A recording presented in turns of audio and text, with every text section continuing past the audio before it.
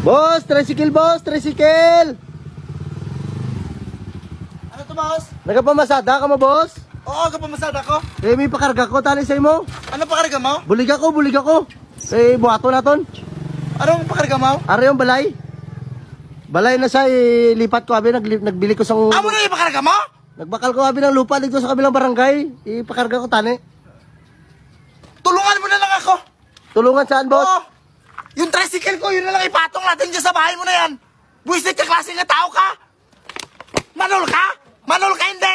Hindi ka magkarga, boss? Buisit ka karon daw, way ka kainom ka ng bulong. Yung bahay mo, ikarga mo sa tricycle? Saan mo ikarga yan ito? Hindi na pirat yan yung tricycle ko.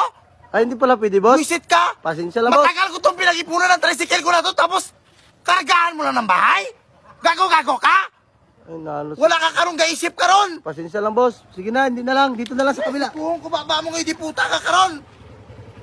Hindi ka karon mag-participate ka. Pasensya lang, boss. Sunod na lang ulit. Wala ka karon pulos. Boss, tricycle.